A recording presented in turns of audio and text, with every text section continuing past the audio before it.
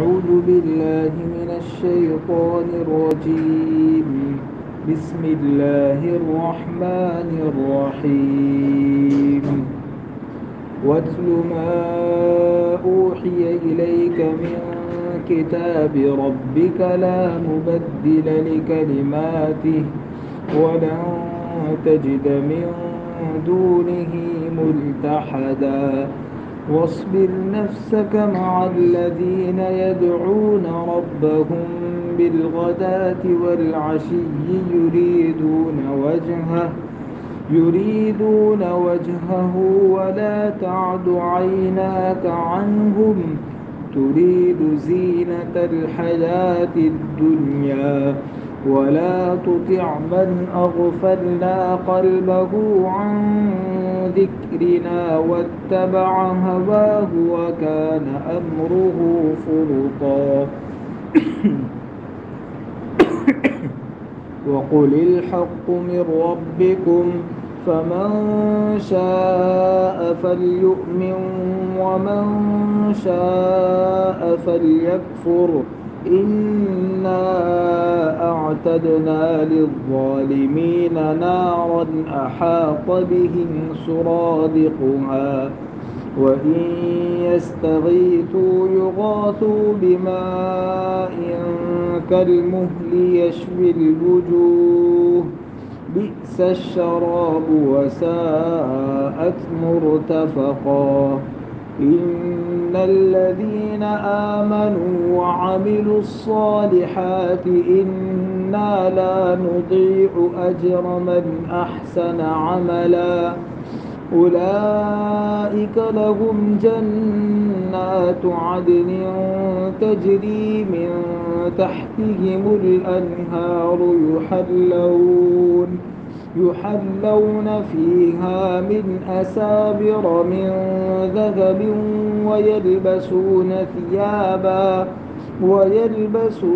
ثيابا خضرا من سندس واستبرق متكئين فيها على الأرائك نعم الثواب وحسنت مرتفقا صدق اللہ العظیم۔ محترم بھائیوں، دوستوں، بزرگوں، پچھلی مجلس میں سورہ کہف میں اصحاب کہف کا، غار والے نوجوانوں کا ذکر چل رہا تھا، بلکہ وہ قصہ پورا ہو چکا تھا۔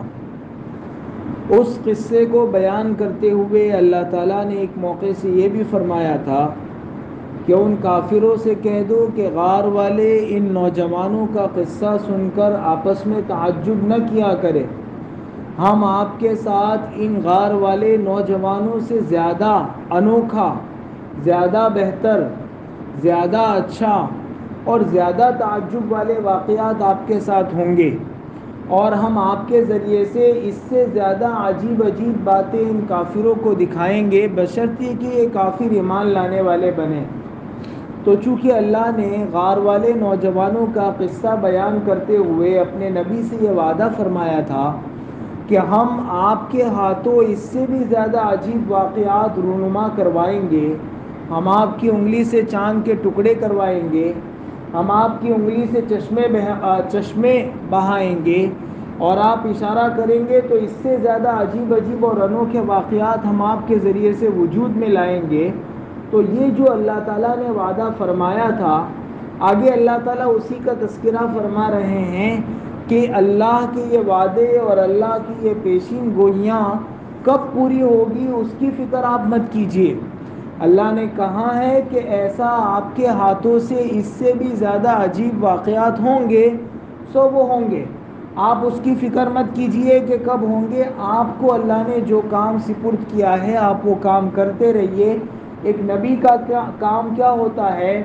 اللہ کا پیغام لوگوں کو پڑھ کر سنانا۔ تو پہلی آیت میں یہی ارشاد فرما رہے ہیں وَاتْلُ مَا أُوحِيَ إِلَيْكَ مِن كِتَابِ رَبِّكَ لَا مُبَدِّلَ لِكَلِمَاتِهِ وَلَن تَجِدَ مِن دُونِهِ مُلْتَحَدًا کہ اے نبی جی، تم پر تمہارے رب کی طرف سے وحی کے ذریعے جو کتاب بھیجی گئی اس کو پڑھ کر سناتے رہو، اس اللہ کی باتوں کو کوئی نہیں بدل سکتا، اور اس اللہ کو چھوڑ کر کوئی چھپنے کی پناہ کی جگہ بھی تم کو نہیں مل سکتی ہے۔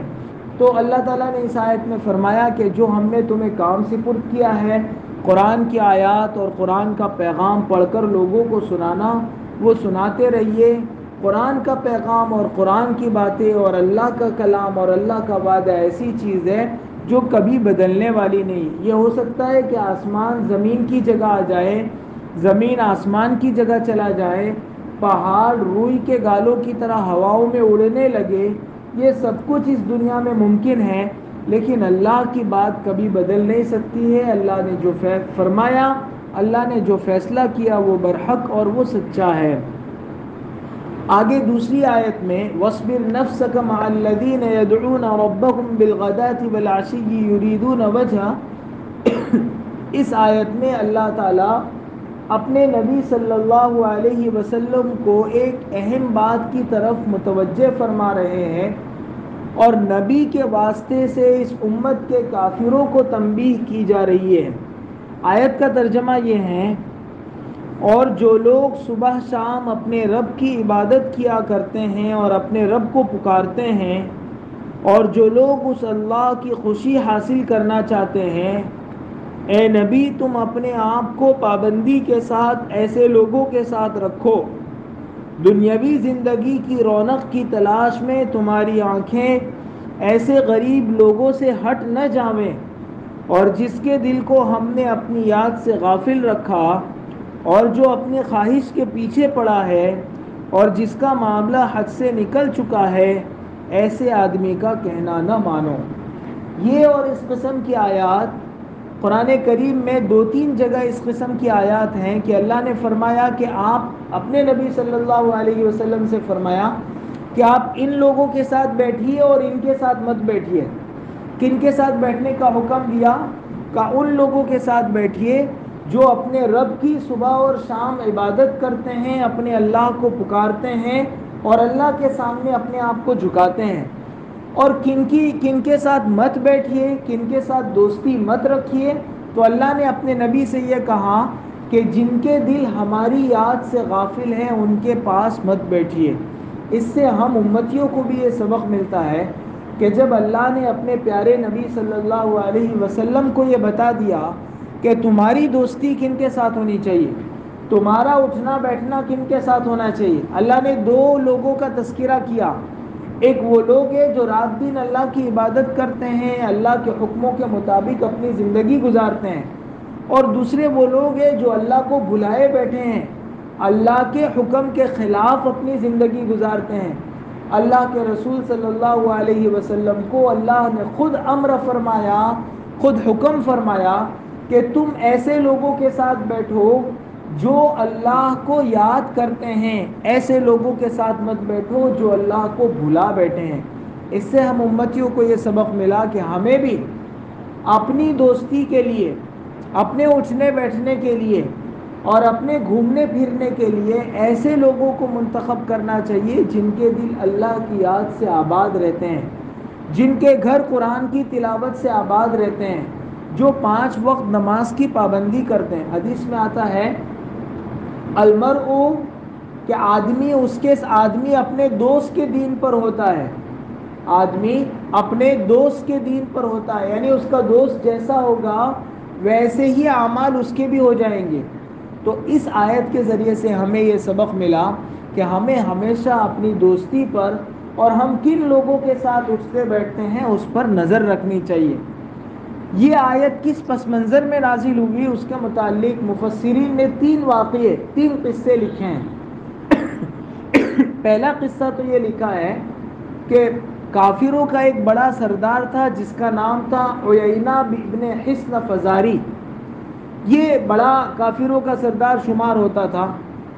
ایک مرتبہ وہ حضور اکرم صلی اللہ علیہ وسلم کی خدمت میں آیا، اس وقت وہ مسلمان نہیں ہوا تھا، عیینہ ابن حصن فزاری کافر تھا، اور اس وقت اللہ کے رسول صلی اللہ علیہ وسلم کے پاس حضرت سلمان فارسی رضی اللہ عنہ بیٹھے ہوئے تھے۔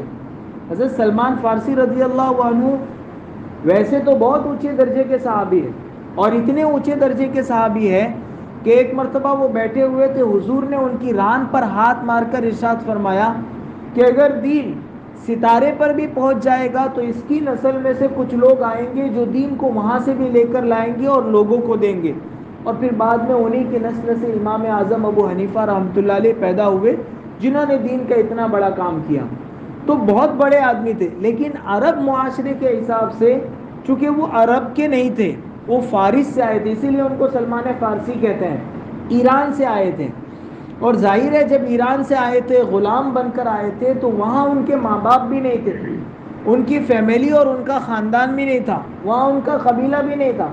تو جس کا عربوں میں چونکہ قبائلی سسٹم تھا، اب جس کا قبیلہ ہی نہیں ہے، جس کے ماں باپ وہاں نہیں ہے، ظاہر ہے وہاں کے معاشرے میں اور وہاں کے مالداروں کے درمیان ان کو کوئی بہت اونچی نگاہ سے نہیں دیکھا جاتا تھا۔ تو یہ حضور اکرم صلی اللہ علیہ وسلم کے پاس بیٹھے ہوئے تھے، اتنے میں عیینہ ابن حصن فزاری آیا، اور اس نے آتے ہی حضور اکرم صلی اللہ علیہ وسلم سے کہا کہ یہ ایسے لوگ تمہارے پاس بیٹھے رہتے ہیں نا، اس لیے ہم بڑے لوگ آپ سے برابر بات چیت نہیں کر پاتے، یہ سلمان کو یہاں سے ہٹاؤ، اس کو ہٹاؤ تو پھر ہم آپ کے ساتھ بات چیت کریں گے۔ چنانچہ اللہ کے رسول صلی اللہ علیہ وسلم نے اس لالچ میں کہ چلو سلمان تو اپنے آدمی ہیں، اگر ان کو تھوڑی دیر کے لیے دور بھی کر دیں گے تو یہ کہیں جانے والے نہیں، یہ ناراض ہو کے بھاگ کے نہیں جائیں گے، یہ تو ہمارا آدمی ہے، بڑا مخلص بندہ ہے، سچا دوست ہے، اور یہ کافر اگر تھوڑی دیر میرے پاس بیٹھتا ہے، اللہ کا کلام سنتا ہے، اللہ کا پیغام سنتا ہے، تو ہو سکتا ہے کہ مسلمان ہو جائیں۔ تو اس کافر کے اسلام کی لالچ میں اللہ کے رسول صلی اللہ علیہ وسلم نے حضرت سلمان سے کہا کہ آپ تھوڑی دیر کے لیے وہاں تشریف رکھیں، میں ان کے ساتھ بات چیت کرتا ہوں۔ پھر عیینہ ابن حصن فزاری بیٹھا، اللہ کے رسول صلی اللہ علیہ وسلم نے اس سے بات چیت کی، اس کو اسلام کی دعوت دی، پھر وہ چلا گیا۔ ایک تو یہ واقعہ، اسی درمیان ایک واقعہ یہ بھی ہوا کہ امیہ ابن خلف جمحی، یہ بھی اپنے قبیلے کا بڑا کافر سردار تھا۔ ایک مرتبہ وہ حضور اکرم صلی اللہ علیہ وسلم کی خدمت میں آیا اور کہا کہ ہم مکے کے جو بڑے بڑے کافر ہیں، جو بڑے بڑے سردار ہیں، ہم لوگ آپ کے ساتھ ڈیل کرنا چاہتے ہیں، ہم سوچتے ہیں کہ آپ جو دعوت دیتے ہیں بیٹھیں، بات چیت کریں، آپس میں کچھ ڈائلاگ ہو، کچھ بات چیت ہو، ہم آپ کی بات پر غور کریں، لیکن جب بھی ہم آپ کے پاس آتے ہیں ہم دیکھتے ہیں کہ یہ غریب غریب صحابہ آپ کے پاس بیٹھے ہوئے رہتے ہیں، تو ہمیں بیٹھنے کو جی نہیں چاہتا، تو آپ ایسا کرو کہ ان کو ہٹا دو۔ اور بعض روایات میں یوں بھی ہیں کہ دو اور کافر سرداروں کے نام ہیں، عیینہ ابن بدر اور دوسرے ہیں اقرع ابن حابس۔ یہ دو کافر سردار حضور اکرم صلی اللہ علیہ وسلم کی خدمت میں آئے، اور اس وقت آپ کے پاس حضرت عبداللہ ابن مسعود، صہیب رومی رضی اللہ عنہ، عمار ابن یاسر، حضرت سلمان فارسی، یہ سب صحابہ میں غریب لوگوں میں شمار ہوتے تھے، یا تو جن کا اپنی فیملی نہیں تھی یا جو غلام خاندان سے آتے تھے۔ عبداللہ ابن مسعود ایسے خاندان سے آتے تھے جہاں کے لوگ عام طور سے بکریاں چراتے ہیں، تو بہت معزز گھرانے کے نہیں لوگ تھے۔ صحابہ میں دو قسم کے لوگ تھے، ایک حضرت عثمان ابن عفان ہے، حضرت علی ہے، حضرت عمر ہے، حضرت ابو بکر ہے، یہ سب بڑے بڑے خاندانوں سے آتے تھے، اور مکے میں کفر کی حالت میں بھی معزز اور بڑے لوگ سمجھے جاتے تھے۔ اور بہت سے ایسے صحابہ تھے جو چھوٹے گھرانوں سے آتے تھے، معاشرے میں بہت زیادہ ان کی عزت نہیں کی جاتی تھی، تو ان دونوں نے آ کر کہا کہ ان سب کو ہٹاؤ یہاں سے، یہ لوگ جو کپڑے پہنتے ہیں ان کپڑوں میں سے بو آتی ہے، ہم آپ کے ساتھ بات چیت نہیں کر پاتے ہیں، تو آپ ان کو ہٹاؤ تاکہ ہم آپ کے ساتھ بات چیت کریں۔ ایسے دو چار واقعات ہوئے، اس پر اللہ نے اپنے نبی صلی اللہ علیہ وسلم کو تنبیہ فرمائی کا کوئی ضرورت نہیں ہے ان کافروں کے لیے، ان غریب سچے مسلمانوں کو ہٹانے کی، ان کو بدبو آتی ہے، اسلام لانا ہے تو آئے، بیٹھے آپ کے پاس اور ان غریبوں کی بدبو برداشت کرے اور بات چیت کرے۔ ان کافروں کے لیے جو کبھی ایمان نہیں لانے والے ہیں، ان کے ایمان کی لالچ میں ان غریب مسلمانوں کا دل دکھانے کی ضرورت نہیں ہے، بلکہ اے نبی جی آپ تو ان لوگوں کے ساتھ بیٹھیں، یہ وہ لوگ ہیں جو غار والے نوجوانوں کے نمونہ ہیں، یہ وہ لوگ ہیں جو رات دن اپنے پروردگار کو پکارتے ہیں، یہ وہ لوگ ہیں جو صبح شام اپنے پروردگار کی عبادت کرتے اور ان کو یاد کرتے ہیں، تو آپ ان کے ساتھ بیٹھیے۔ یعنی کتنی بڑی بات ہے، وقت کے نبی کو، نبی آخر الزماں کو یہ نہیں کہا جا رہا، صہیب، عمار، بلال، عبداللہ ابن مسعود، سلمان سے یہ نہیں کہہ رہے کہ آپ نبی کے ساتھ بیٹھو، اللہ اپنے نبی سے فرما رہے ہیں کہ ان کافروں اور ان ڈھیڑوں کی بات مت سنو، آپ ان لوگوں کے ساتھ بیٹھو، یہ بہت اچھے لوگ ہیں، یہ اپنے معاشرے کے بھلے سے لوگ ان کو قدر کی نگاہ سے نہیں دیکھتے ہو، لیکن اللہ کے یہاں ان میں سے ایک ایک آدمی کی بڑی قدر ہے۔ عبداللہ ابن مسعود کے متعلق یاد آیا ہم کو، ایک مرتبہ بہت دبلے پتلے تھے، ایک مرتبہ وہ پہاڑ پر چڑھے مسواک توڑنے کے لیے، درخت پر چڑھے مسواک توڑنے کے لیے، اور اس دوران ہوا آئی تو ہوا کی وجہ سے ان کی پنڈلیاں کھل گئی، جو لنگی پہن رکھی تھی تو پنڈلی کھل گئی، اور بہت پتلی پتلی پنڈلیاں تھی انگلی جیسی، بہت پتلی پتلی، تو صحابہ ہنسنے لگے۔ تو حضور اکرم صلی اللہ علیہ وسلم نے فرمایا کہ تم عبداللہ کی پنڈلیاں دیکھ کر ہنستے ہو کہ اتنی پتلی ہے، اللہ کی قسم اللہ کے یہاں عبداللہ کی پنڈلیوں کا وزن احد پہاڑ سے زیادہ ہے۔ تو کہنے کو یہ بہت معمولی لوگ ہیں عرب معاشرے میں، لیکن اللہ کے یہاں ان کی بڑی قدر ہے۔ تو نبی سے کہا جا رہا ہے کہ آپ ان کے ساتھ بیٹھیے، اور یہ لوگ جو ہوشیاریاں مار رہے ہیں، تکبر کرنا ہے اور کہہ رہے ہیں کہ ان غریبوں سے بو آتی ہے، وَلَا تُطِعْ مَنْ أَغْفَلْنَا قَلْبَهُ عَنْ ذِكْرِنَا وَاتَّبَعَ هَوَاهُ وَكَانَ أَمْرُهُ فُرُطًا، ان کی بات مت مانو، یہ وہ لوگ ہیں جن کا دل ہم نے اپنی یاد سے غافل کر رکھا ہے، ان کے دل مردہ ہے مردہ، ان کے ساتھ بیٹھو گے تو تمہارے اوپر بھی اثر پڑے گا، تو ان کی بات مت مانو، ان کے ساتھ بیٹھو۔ یہ سلمان کے ساتھ بعض روایات میں ہے کہ حضور اکرم صلی اللہ علیہ وسلم اس آیت کے اترنے کے بعد خوشی کا اظہار فرماتے تھے اور کہتے تھے کہ تمام تعریف اس اللہ کی ہے جس نے میری امت میں ایسے لوگوں کو پیدا فرمایا کہ مجھے حکم ہوا کہ ان کے پاس بیٹھو۔ یعنی کتنی بڑی بات ہو گئی، وقت کے نبی کو جن پر اللہ ڈائریکٹ وحی نازل فرماتے ہیں، ان کو کہا جا رہا ہے کہ تم صہیب، بلال، عمار اور سلمان کے ساتھ بیٹھا کرو۔ تو اللہ کے رسول فرماتے تھے کہ اللہ کا لاکھ لاکھ شکر ہے، اللہ کا بڑا احسان ہے کہ اس نے میری امت میں ایسے لوگوں کو پیدا فرمایا جن کے ساتھ بیٹھنے کا مجھے حکم ہوا ہے کہ میں ان کے ساتھ بیٹھا کروں اور ان کی برکت حاصل کروں۔ حدیث میں آتا ہے کہ بعض لوگ ایسے ہوتے ہیں جن کے پاس بیٹھنے والا کبھی محروم نہیں ہوتا، بعض لوگ ایسے ہوتے ہیں جن کے پاس بیٹھنے والا کبھی محروم نہیں ہوتا، اور حدیث میں یہ وہ لوگ ہیں جو صبح شام اللہ کی عبادت کرتے ہیں، اللہ کو یاد کرتے ہیں۔ اس لیے ہمیشہ دیکھو اس آیت سے اللہ نے اپنے نبی کو تو سنایا ہے، اپنے نبی کو بتایا، اپنے نبی کو تنبیہ کی، لیکن دراصل تنبیہ نبی کو نہیں کی جا رہی ہے، نبی کے واسطے سے کافروں کو تنبیہ کی جا رہی ہے کہ ان ڈھیروں کافروں کی بات ماننے کی آپ کو ضرورت نہیں ہے، اور یہ جو ہوشیاری کر رہے ہیں اور کہہ رہے ہیں کہ ان کو ہٹاؤ اور ہماری بات سنو، تو قرآن کے ذریعے سے ان کو کہا جا رہا ہے کہ ابھی تمہاری اتنی اوقات نہیں ہے کہ تم سے بات کرنے کے لیے ہم بلال، صہیب، عمار اور عبداللہ ابن مسعود کو ہٹائیں۔ ایمان لاؤ تو قدر ہوگی، ایمان کے بغیر چاہے تم کتنے ہی اونچے قبیلے سے آتے ہوں اور کتنے ہی معزز اور کیسے ہی بڑے سردار شمار ہوتے ہوں، چاہے تمہارے ہاتھ میں کتنا پاور ہو اور کتنا مال ہو، ایمان نہیں ہے تو تمہاری قیمت اللہ کے یہاں ایک مچھر کے پر کے برابر بھی نہیں ہے۔ تو یہ نبی کے واسطے سے دراصل کافروں کو بھی کہا جا رہا تھا، اور اس امت کے عام نوجوانوں کو بھی کہا جا رہا ہے کہ دیکھو کسی کے مال کو دیکھ کر اس کی عزت کرنے کی ضرورت نہیں ہے، کسی کے اعمال کو دیکھ کر اس کی عزت کرنے کی ضرورت ہے، کسی کی دنیا دیکھ کر اس کی عزت کرنے کی ضرورت نہیں ہے، کسی کا دین دیکھ کر اس کی عزت کرنے کی ضرورت۔ اسی لیے نکاح کا جو پیغام دیتے ہیں نا، اس میں بھی اللہ کے رسول صلی اللہ علیہ وسلم نے فرمایا یہ مت دیکھو کہ بڑے گھرانے کی لڑکی ہے، بہت مال والی ہے، پیسے والی ہے، بلکہ یہ دیکھو کہ دین کتنا ہے اس کی زندگی میں، اس کی فیملی کی زندگی میں دین کتنا ہے۔ آدمی بڑے گھرانے کی لڑکی لایا، بڑی مالدار لڑکی لایا، بڑی خوبصورت لڑکی لایا، لیکن اگر دین زندگیوں میں نہیں ہے تو حضور اکرم صلی اللہ علیہ وسلم نے فرمایا کامیابی کی گارنٹی نہیں ہے۔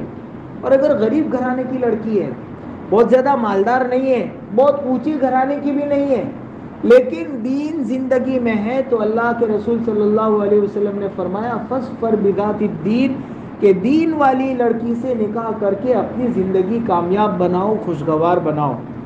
تو اللہ رب العزت نے اس آیت کے واسطے سے امت کے عام نوجوانوں اور لوگوں کی یہ ذہنیت بنائی، ان کی سوچ کو بدلا کہ اپنی سوچ بدلو، اور یہ مت سوچو کہ محلے میں، گاؤں میں جو مالدار ہے وہ معزز ہے، نہیں، تمہاری نظروں میں معزز وہ ہونا چاہیے جو دیندار ہے، جو اچھے گھرانے کا ہے وہ معزز ہونا ضروری نہیں ہے. اگر دین زندگی میں ہے اور آدمی اچھے گھرانے کا ہے اچھی بات ہے, لیکن اگر دین زندگی میں نہیں ہے اور اچھے گھرانے کا ہے تو بھی اس کو معزز سمجھنے کی یا اس کے پاس بیٹھنے کی ضرورت نہیں ہے. آپ غریب کے پاس بیٹھو لیکن وہ دین والا ہونا چاہیے, وہ ایمان والا ہونا چاہیے. دیکھو اللہ کے رسول صلی اللہ علیہ وسلم نے تو یہ فرمایا کہ, اور اللہ نے یہ فرمایا کہ مسلمانوں میں بھی جو اچھے دین والے ہیں, اچھے اعمال والے, ان کے پاس بیٹھو. ہم سنتے ہیں دیکھتے بھی ہیں ہمارے بعض گاؤں میں دیہاتوں میں, آپ کے یہاں پتہ نہیں کیا ہے, ہمارے مسلمان جو ہے وہ کافروں کے ساتھ اٹھتے بیٹھتے ہیں. ٹھیک ہے ان کے ساتھ ایک حد تک آپ تعلق رکھ سکتے ہیں, لیکن مسلسل ان کے ساتھ بیٹھنے کی وجہ سے آدمی پھر دھیرے دھیرے ان کے رنگ میں رنگ جاتا ہے. کفر ہے نا بہت خطرناک چیز ہے, وہ آپ کے دل کو رنگتی ہے. کیا ضرورت ہے خواہ مخواہ کسی کافر کے ساتھ بیٹھنے کی. گاؤں میں مسلمان ایمان والے نوجوان کم پڑ گئے ہیں کہ آدمی کافروں کے ساتھ جا کر بیٹھے گا. ٹھیک ہے سب مل جل کر رہنا چاہیے, انڈیا ہے, گنگا جمنی تہذیب ہے, سب باتیں اپنی جگہ, لیکن اتنا ان کے ساتھ بیٹھنا کہ اتنے ان کے رنگ میں رنگ جانا, ان کی وجہ سے نمازیں چھوڑ دینا, وہ جو موبائل میں دیکھتے ہیں وہ سارا ہمیں دیکھنا, وہ جیسے کپڑے پہنتے ہیں ویسا. آپ دیکھیں گے بہت سی مرتبہ ہمارے یہاں اطراف کے دیہاتوں کی یہ کارگزاری ہے بابل اور اس کے اطراف میں, کہ بعض نوجوان وہ جو گاؤں کے جو نچلے قسم کے ہندو لوگ ہیں ان کے ساتھ بیٹھنے کی وجہ سے لباس بھی ان کا ان کے جیسا ہو گیا, وہ بھی چڈا پہننے لگے, وہ بھی شراب پینے لگے, اور نماز کی تو بہت دور کی بات ہے. تو یہ ساری خرابیاں آتی ہے کافروں کے ساتھ بیٹھنے کی وجہ سے. اس لیے کافر کے ساتھ ایک ایمان والا, بہت سے لوگ کہتے ہیں کہ یار ہمارے والوں کے ساتھ اس لیے نہیں بیٹھتا ہوں کہ دھوکہ دیتا ہے. ٹھیک ہے دھوکہ دیتا ہے, پر اس کے ساتھ جس کے ساتھ آپ بیٹھ رہے ہو اس کی وفاداری کے نام پر اس کے پاس ایمان نہیں ہے, کفر کی خباثت اور غلاظت لے کر. یہ اگر مکے میں جانا چاہیں اللہ نے منع فرمایا ہے, انما المشرکون نجس, کہ مشرک لوگ ناپاک ہیں, وہ اللہ کے گھر میں مکے میں نہیں آ سکتے ہیں, اور ہم ان کے پاس جا کر بیٹھتے ہیں. چلو کبھی کوئی بات ہو گئی, کوئی چیز خریدنا ہو گیا, ضرورت پڑی, ٹھیک ہے ایک گاؤں میں رہتے ہیں آپس میں میل جول تو ہوگا, لیکن روز وہیں جا کر بیٹھنا, روز ان کے ساتھ میل جول رکھنا, یہ ہماری شان ایمانی اور ہماری غیرت ایمانی کے خلاف ہے. اس کلچر کو جو دھیرے دھیرے ہمارے گاؤں میں آ رہا ہے اسے بہت جلدی ختم کرنے کی ضرورت ہے, ورنہ وہ دن ہم اپنے گاؤں کے متعلق بھی سنیں گے کہ ہمارے نوجوان کافر ہو گئے, ہماری لڑکیاں غیروں کے ساتھ بھاگ گئی. شہروں میں اب سننے میں آ رہا ہے, وہ چیز دھیرے دھیرے گاؤں میں بھی آئے گی. اگر کافروں کے ساتھ اٹھنا بیٹھنا اور غیر ایمان والوں کے ساتھ اٹھنا بیٹھنا نہیں چھوڑا گیا تو یہ بہت اہم اور نازک مسئلہ ہے. اللہ جب اپنے نبی کو کہہ رہے ہیں کہ وہ بھلے سے اچھا یہاں تو ان کو کہہ رہے ہیں جو مکے کے بڑے کافر ہیں ان کے ساتھ مت بیٹھو. ہمارے نوجوانوں کو کیا ہو گیا ہے, گاؤں میں جن کو کوئی عزت کی نگاہ سے نہیں دیکھتا ہے ایسے کافروں کے ساتھ جا کر بیٹھتے ہیں. یعنی دنیاوی لیول بھی ان کا اچھا نہیں ہے, اور کفر کے اعتبار سے تو کیا لیول ہوگا, ایک کافر کی قیمت اللہ کے یہاں مچھر کے پر کے برابر بھی نہیں ہے. اور یہ ایمان والا, یہ اچھا مسلمان نوجوان جس کے ایک سجدے میں اتنی طاقت ہے کہ اللہ کے عرش کو ہلا دے, وہ اللہ کو بھول کر, نمازوں کو بھول کر, قرآن کی تلاوت کو بھول کر اور گاؤں کے سارے اچھے مسلم نوجوانوں کو بھول کر کافروں کے ساتھ بیٹھا ہے. اور پھر نتیجہ یہ ہوگا کہ اس کے راستے سے کفر کی تہذیبیں, ہندوانہ تہذیبیں, کافروں کی غلط غلط رسوم اور عادات ہمارے اپنے نوجوان, کتنے ہمارے نوجوان شہروں میں اور دیہاتوں میں اب ملنے لگے ہیں جو ہاتھ میں کڑے پہنتے ہیں, گلے میں چین لٹکاتے ہیں. یہ سب کہاں سے آ رہا ہے, یہ انہی کے ساتھ اٹھنے بیٹھنے کی وجہ سے دھیرے دھیرے ہمارے اندر بھی آتا جا رہا ہے. اور پھر آدمی ایسا کفر کے ساتھ, پھر ہے نا ان کے ساتھ اٹھنے بیٹھنے سے آدمی کو پاکی ناپاکی کا بھی لحاظ ختم ہو جاتا ہے.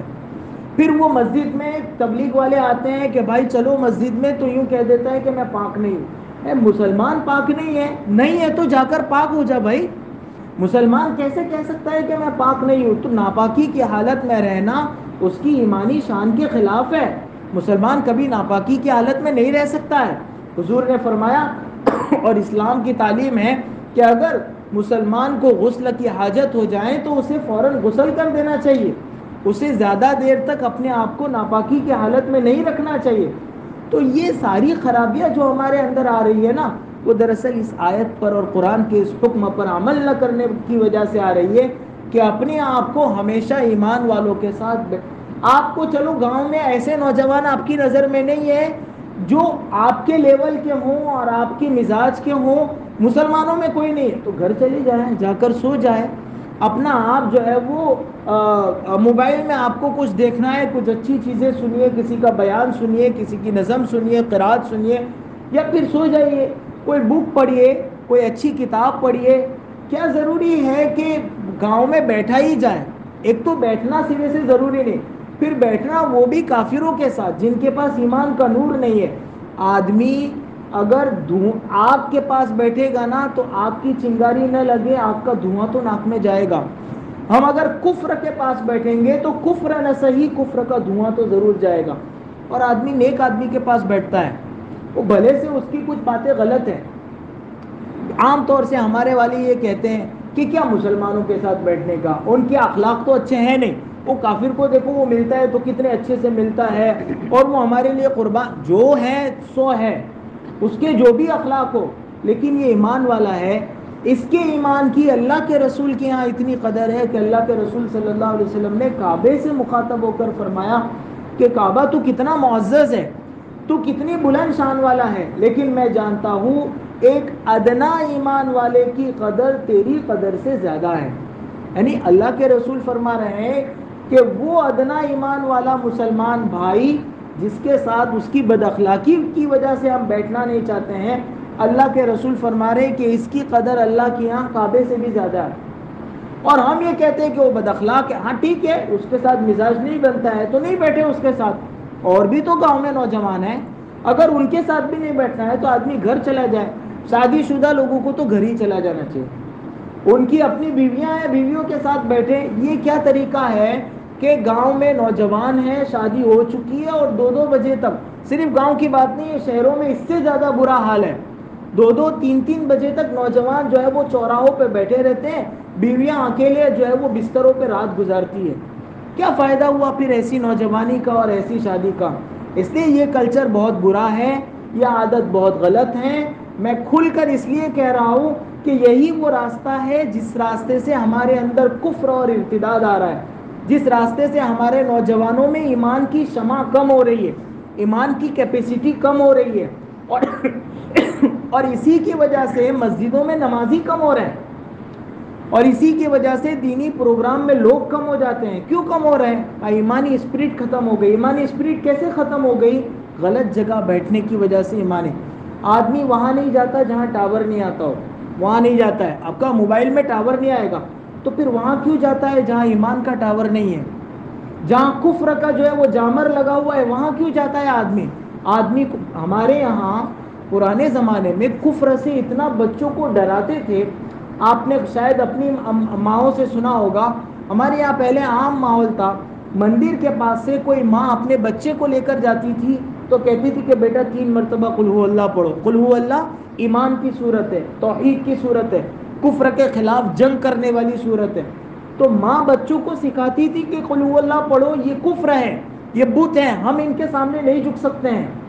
اتنا زیادہ کفر کو برا سمجھا جاتا تھا۔ اب یہ گنگا جمنی تہذیب اور یہ موبائل کی نحوست اور یہ ایسا کلچر آیا ہے کہ ہمارے نوجوان کافروں کے ساتھ بیٹھنے کو برا ہی نہیں سمجھتے، اور وہ کافر جن کی محلے میں کوئی اچھا وہ خود بھی اس کو برا سمجھتا ہے کہ اس کی کوئی قدر نہیں ہے، وہ خود بھی اپنے دل سے اچھا چلو بیٹھتے ہوں اور ان کو ایمان کی دعوت دی ہو، اتنے سالوں تک بعض نوجوان بیٹھتے ہیں، وہ خود اس کے رنگ میں رنگ جائے گا لیکن وہ کافر اس کی وجہ سے کبھی بدلتا نہیں ہے۔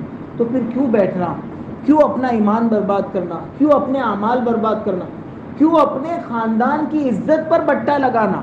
ایسے نوجوان جو کافروں کے ساتھ اٹھتے بیٹھتے ہیں، اس کی وجہ سے ان کے خاندان کے مسائل کھڑے ہو جاتے ہیں، ان کی بہنوں کے رشتے نہیں ہوتے کہ اس کا بھائی تو دبلوں کے ساتھ بیٹھتا اٹھتا ہے۔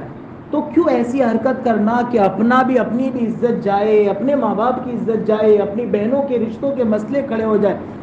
یہ ہمارے گاؤں میں دھیرے دھیرے، ہمارے سارے اطراف کے گاؤں میں یہ کلچر بڑھ رہا ہے۔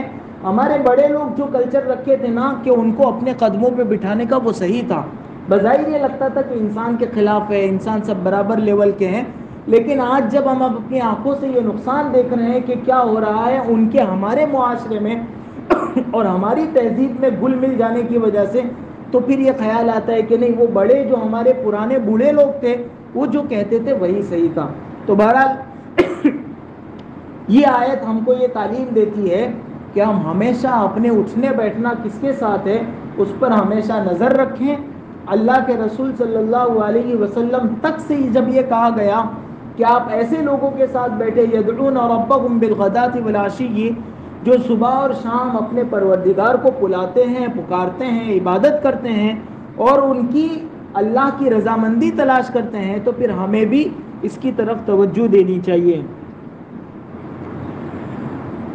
اس آیت میں جہاں یہ بتایا گیا ہے کہ کسی مالدار کی اس کی مالداری کی وجہ سے عزت نہیں کرنا ہے، یہ بھی نہیں ہے کہ مالدار کو آپ بے عزت کرو.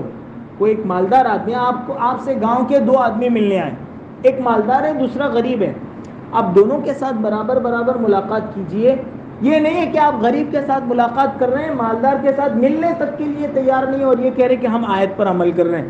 آیت میں اللہ نے فرمایا کہ مالداروں سے نہیں ملنے، ایسا نہیں ہے.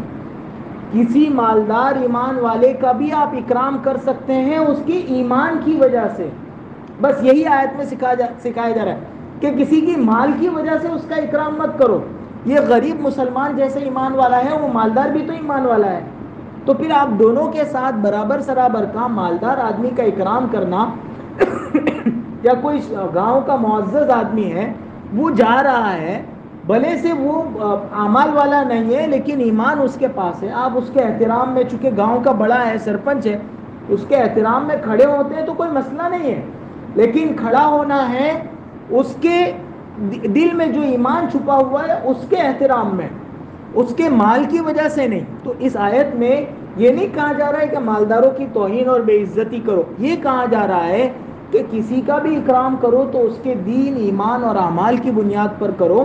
اس لیے حضرت مولانا خالد سیف اللہ رحمانی دامت برکاتہم نے اس آیت کے ذیل میں لکھا ہے کہ مالدار کا اکرام کرنا یا کسی بھی رتبے والے کا اکرام کرنا شریعت میں منع نہیں ہے.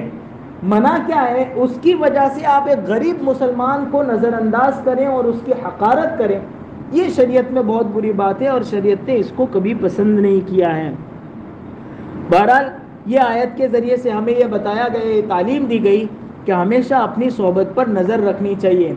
آگے پھر آیت میں اللہ تعالیٰ نے اور زیادہ سخت لہجے میں کافروں کو کہا کہ یہ کافر جو آپ سے کہہ رہے کہ سلمان اور فلاں فلاں کو ہٹاؤ، کوئی ہٹانے کی ضرورت نہیں ہے، اور ان کافروں سے کہہ دو کوئی ڈائلوگ بائلوگ نہیں کرنا ہم کو، جو صاف صاف قرآن میں تھا ہم نے تم کو سنا دیا ہے. چاہو تو ایمان لاؤ اور اپنی آخرت کی نجات کا راستہ اختیار کرو، اور چاہو تو کفر پر مرو، آخرت میں ہم نے تمہارے لیے عذاب تیار کر رکھا ہے. آگے والی آیت میں یہی بتایا فَمَنْ شَاءَ فَلْيُؤْمِنْ وَمَنْ شَاءَ فَلْيَكْفُرْ، تم میں سے جو چاہے ایمان لائے اور جو چاہے کفر کرے. یہ اختیار نہیں دے رہے کہ تم کو جو چاہے وہ کرو، جیسا آیت سے کوئی یہ سمجھے کہ اللہ تعالیٰ نے تو اختیار دیا ہے کہ چاہو تو ایمان لاؤ اور چاہو تو کفر کرو. یہ وہ نہیں، یہ دھمکی دی جا رہی ہے. جیسے ماسٹر صاحب یا استاد جی صبح سویرے کہتے نا دیکھ لیا تم سب کو، کرو جتنی مستی کرنا چاہے، میں صبح دیکھتا ہوں جب سبق سنوں گا.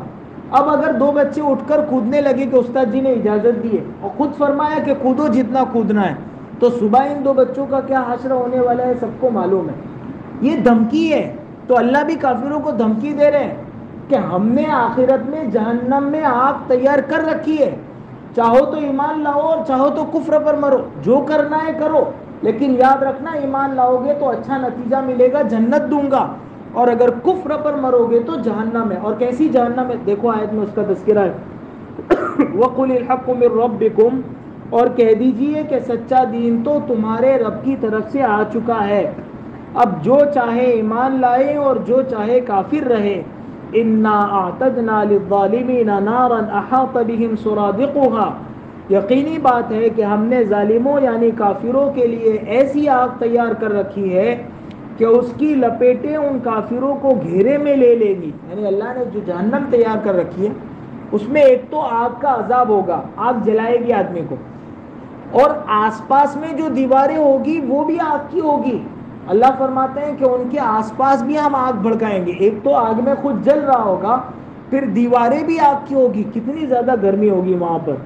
وَإِن يَسْتَغِيثُوا يُغَاثُوا بِمَاءٍ كَالْمُهْلِ يَشْوِي الْوُجُوهَ، اور اگر وہ کافر لوگ گرمی کی وجہ سے پیاس کی فریاد کریں گے تو ان کی فریاد کے جواب میں ایسا پانی دیا جائے گا جو پگھلے ہوئے تانبے کی طرح ہوگا، جو تیل کی تلچھٹ کی طرح ہوگا، جو پیپ کی طرح ہوگا۔ یہ کلمحل کا ترجمہ علماء نے 3 ترجمے کیے۔ ایک تو تیل کی تلچھٹ، تیل کا وہ جو بھجیا بناتے ہیں پکوڑے، اس کے بعد جو نیچے بچتا ہے کالا کالا، وہ اس کو کہتے ہیں مول۔ کافر لوگ جب جہنم میں چلائیں گے پانی کے لیے تو ان کو ایسا کھولتا ہوا گرم گرم تیل جیسا، اور وہ بھی تیل کا نچلا حصہ، وہ پینے کے لیے دیا جائے گا۔ اور بعض کتابوں میں روایات میں ہے کہ مول کا مطلب ہے کافر لوگ جب جلیں گے تو ان کے جسم سے خون اور پیپ نکلے گا، وہ سارا ایک نالی میں پہنچ کر ایک جگہ جمع ہوگا۔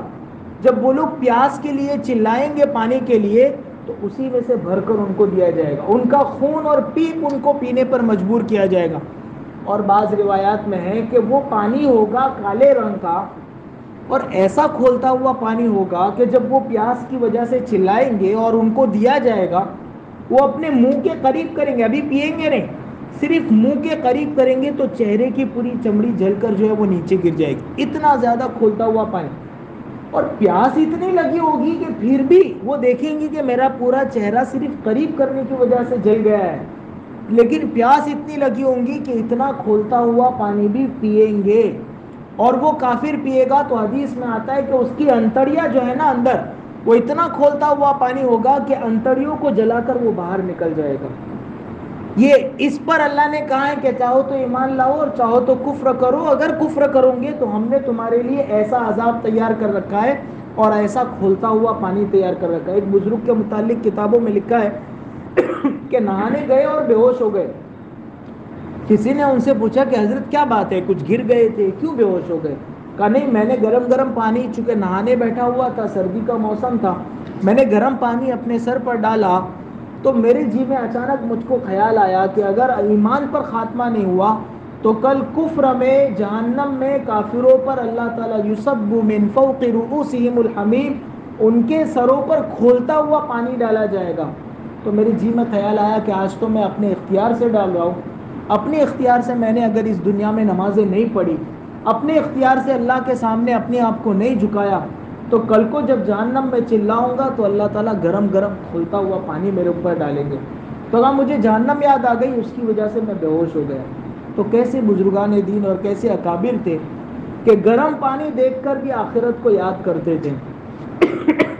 اللہ خود آگے فرماتے ہیں بئس الشراب وساءت مرتفقا، کہ وہ کیسا ہی برا پانی ہے اور وہ جہنم کیسی ہی بری آرام کی جگہ ہے۔ جس کو اللہ برا کہہ دے، جس جگہ کو اللہ بری جگہ کہہ دے، اس سے زیادہ بری جگہ کیا ہو سکتی ہے؟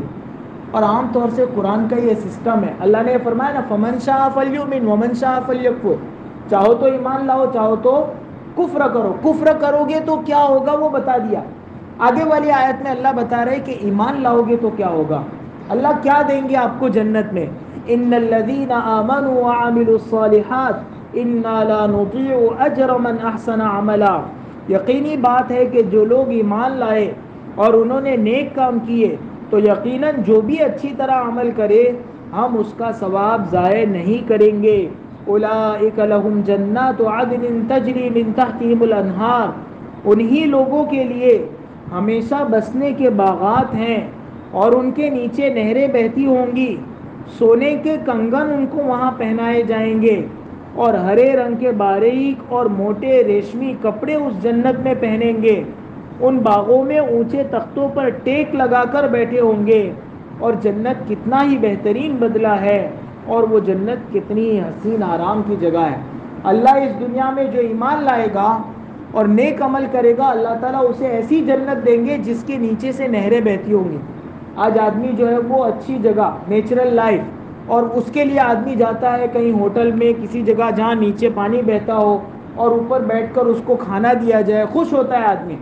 اللہ فرما رہے کہ جنت میں ہم نے ایسے باغات بنائے ہیں جس کے نیچے نہر بہتی ہوں گی، اور جہاں آرام سے ٹیک لگا کر سونے چاندی کے کنگن پہن کر اور ریشمی لباس پہن کر آدمی آرام سے بیٹھ کر کھائے گا، پیے گا، موج کرے گا. شرط کیا ہے؟ اس دنیا میں ایمان اور نیک اعمال کے ساتھ زندگی گزاری ہو. سونے کے کنگن کا تذکرہ آیا تو یہ مسئلہ سب کو معلوم ہونا چاہیے کہ حضور صلی اللہ علیہ وسلم نے فرمایا کہ اللہ نے اس دنیا میں مردوں پر سونا پہننا حرام کیا ہے. مردوں کے لیے سونا اور ریشم کا کپڑا، یہ دونوں چیزیں مردوں کے لیے حرام ہیں، عورتوں کے لیے اس دنیا میں حلال ہے. اور حدیث میں اللہ نے فرمایا کہ جو شخص حرام ہونے کے باوجود ان دونوں کو پہنے گا اللہ تعالیٰ آخرت میں انہیں اس سے محروم کر دیں گے. تو اگر آخرت میں آدمی کو سونا پہننا ہے جیسا کہ اس آیت میں اللہ نے فرمایا، تو ضروری ہے کہ دنیا میں اپنے آپ کو سونا اور اس کے علاوہ جتنے بھی زیورات، کڑے، چین وغیرہ جو کچھ بھی پہنتے ہیں، کسی بھی چیز کے پہننے کی اجازت مرد کو نہیں ہے. مرد بہت بہت کیا کر سکتا ہے؟ 4 گرام کی وہ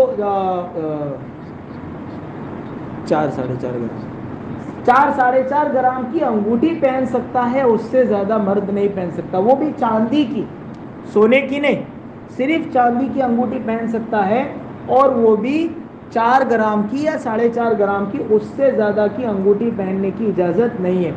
اور ایسے واقعات ہوئے. ایک آدمی کو حضور اکرم صلی اللہ علیہ وسلم نے دیکھا، وہ سونے کی انگوٹھی پہن کر آپ صلی اللہ علیہ وسلم کی مجلس میں آیا تھا. آپ صلی اللہ علیہ وسلم نے اس کے ہاتھ میں سے ایسا کھینچا اور اس کو پھینک دیا اور فرمایا کہ جہنم کا انگارہ تم اپنے ہاتھ پر پہن کر رکھتے ہو. بات ہو گئی پوری، آپ نے منع فرما دیا. آپ مجلس سے اٹھ کر چلے گئے. لوگوں نے اس آدمی سے کہا کہ تیری انگوٹھی لے لے، بازار میں بیچ دینا، اس کا پیسہ لے لینا. پہننے سے منع کیا ہے نا حضور نے، باقی ہے تو وہ سونا، اس کا پیسہ لے لو، اس کو استعمال کرو. اس نے کہا خدا کی قسم جس چیز کو رسول اللہ صلی اللہ علیہ وسلم نے میرے ہاتھ سے پھینکا، میری مجال نہیں ہے کہ میں اس کو دوبارہ اٹھاؤں. حالانکہ اٹھا لیتے تو جائز تھا، ناجائز نہیں تھا. سونا، آپ سونے کے بدلے میں آپ پیسے لے کے رقم استعمال کر سکتے ہیں.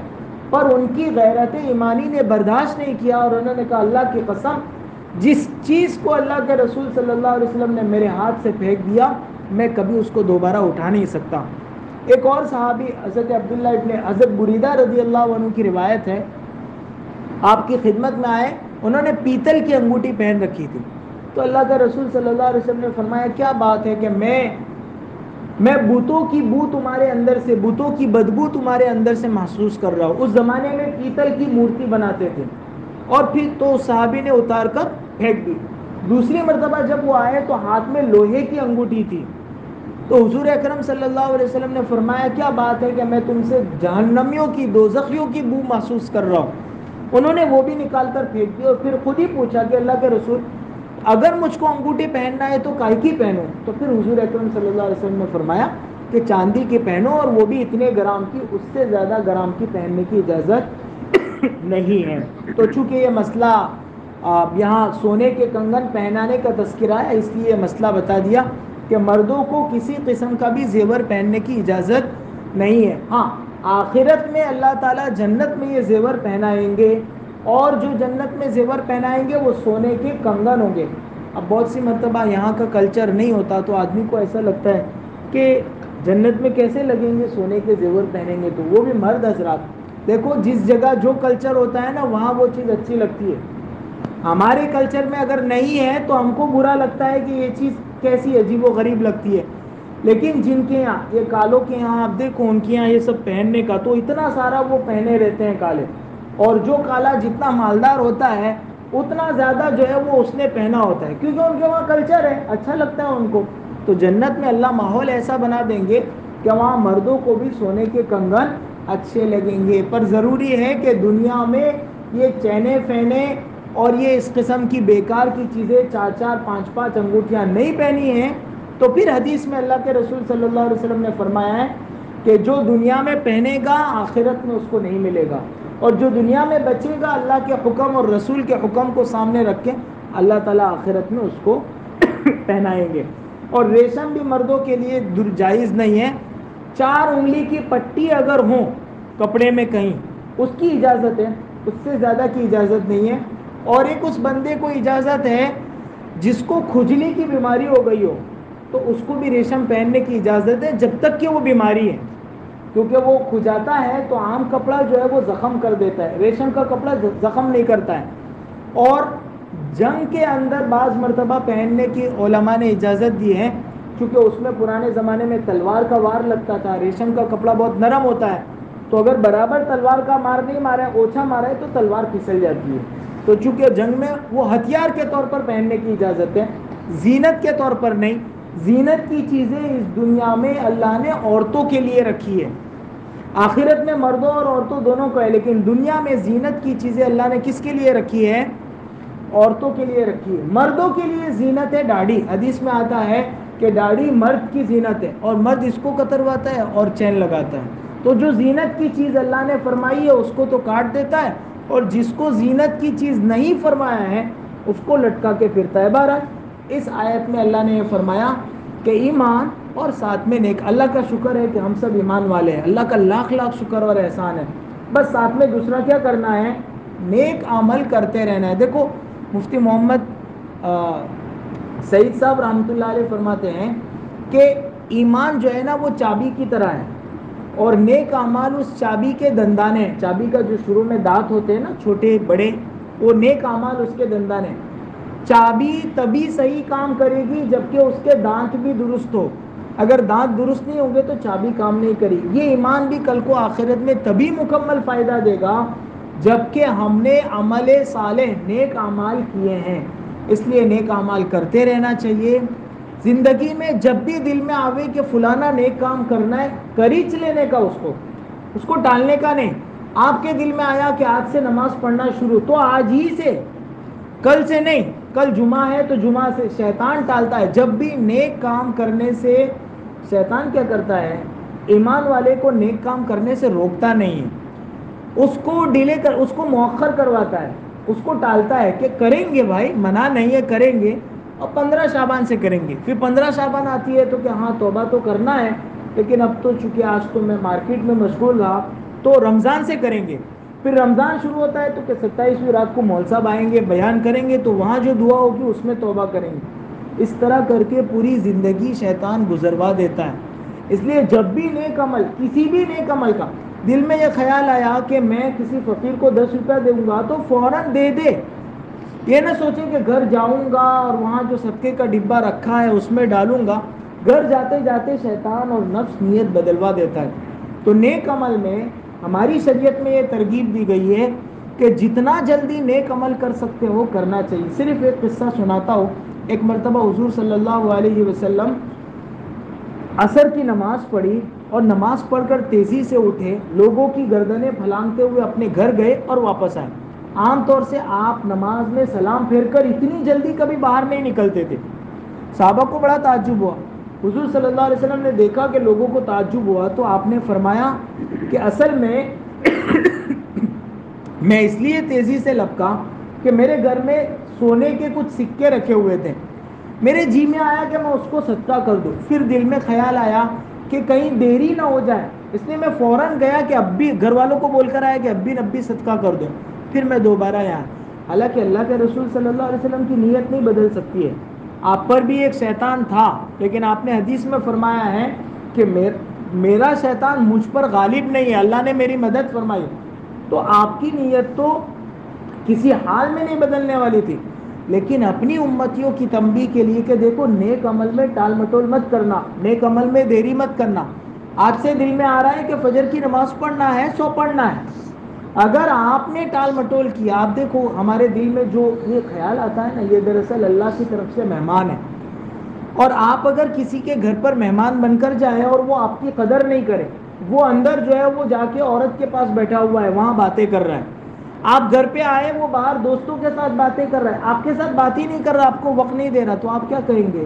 ہم بھوکے ہیں اس کے کھانے کی، اللہ نے بہت دے رکھا ہے، یہ پہلا اور آخری دن ہے، آج کے بعد تیرے گھر نہیں آنے کا میں، تو ہم کسی کے محتاج نہیں ہیں۔ ایسے ہی ہمارے دل میں نیکی کا جو ارادہ آتا ہے وہ اللہ کی طرف سے مہمان بن کر آتا ہے، اگر اس کی فوراً قدر نہیں کی گئی تو یہ مہمان ناراض ہو کر چلا جاتا ہے، پھر نہیں آتا ہے۔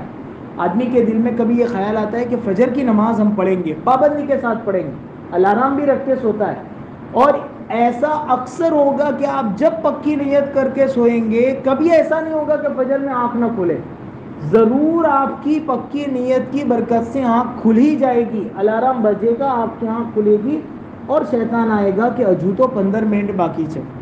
وہ آپ سے کہے گا کہ ابھی 5 منٹ باقی ہے, ابھی 10 منٹ باقی ہے, ابھی 5 منٹ اور سو سکتے ہیں, اور آپ رنگ بند کر کے سو گئے.